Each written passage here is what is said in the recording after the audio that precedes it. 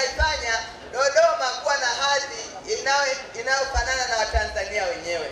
Mheshimiwa Dr. Samia Suluhu Hassan ameamua kuipa heshima makao makuu ya nchi ya Tanzania ambayo ni mkoa wa Dodoma. Kupitia makao makuu tumeweza kuona Ikulu ikikamilishwa na Mheshimiwa Rais akikaa pale Chamwino kwenye majengo ya kisasa. Lakini mradi mwingine wa kimakao makuu tumeona muhimili wa mahakama umepata jengo la kisasa, na sasa hivi jaji mkuu na mahakimu na majaji wote wako hapa Dodoma. Lakini tumeona mji wa serikali ambao unajengwa kisasa, wizara zote ziko pale pamoja na majengo mbalimbali ya taasisi.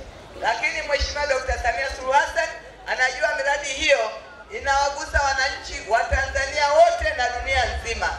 Mheshimiwa Dr. Samia Suluhu Hassan, Rais wa Jamhuri ya Muungano wa Tanzania na mwenyekiti wa Chama cha Mapinduzi,